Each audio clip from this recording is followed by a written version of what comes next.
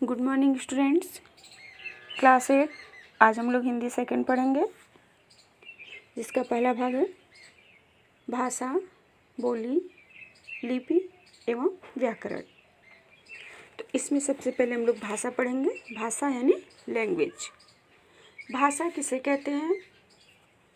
तो भाषा वह समर्थ साधन है जिसके द्वारा मनुष्य बोलकर या लिखकर अपने भावों तथा विचारों को एक दूसरे तक पहुंचाता है, भावों तथा विचारों का आदान प्रदान करता है, वह भाषा कहलाती है।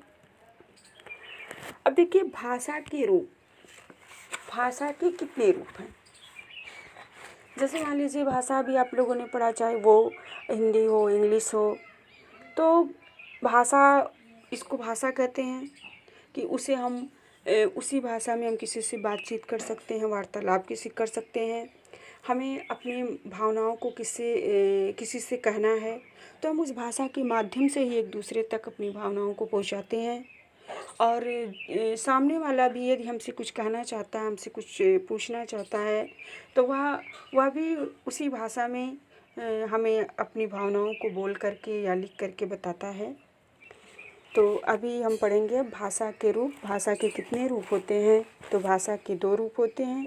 कौन कौन से? मौखिक भाषा और लिखित भाषा। तो मौखिक भाषा क्या होती है?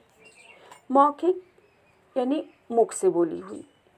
जिस भाषा का प्रयोग मुख द्वारा किया जाता है वह मौखिक भाषा कहलाती है।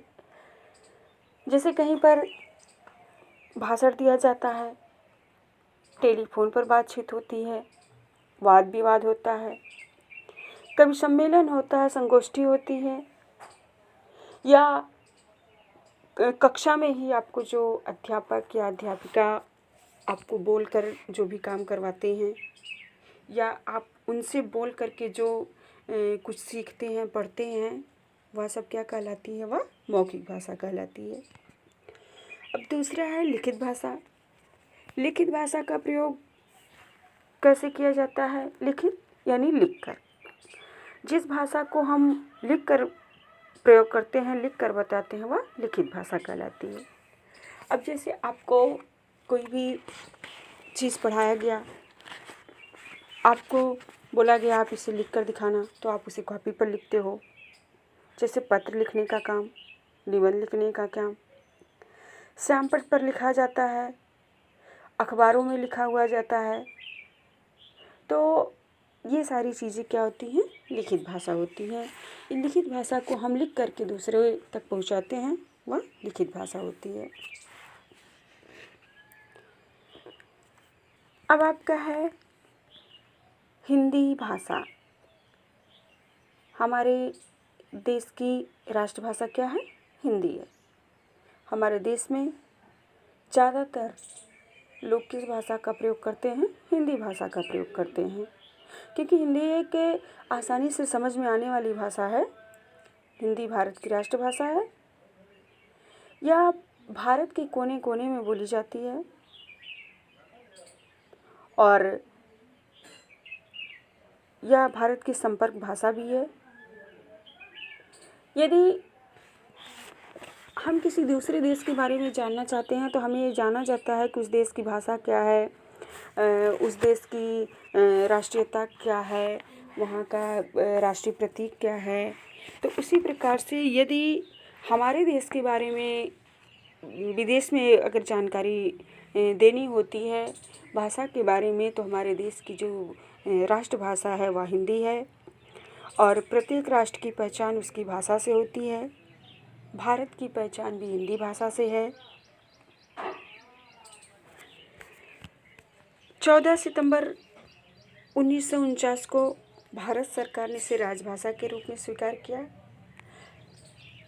ये 14 सितंबर को हिंदी दिवस मनाया जाता है और 14 सितंबर 1949 को ही भारत सरकार ने हिंदी को राजभाषा के रूप में स्वीकार किया। हिंदी शासन के कामकाज की भाषा भी बन गई।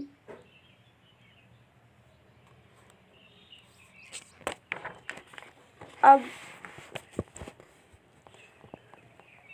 क्या है? बोली।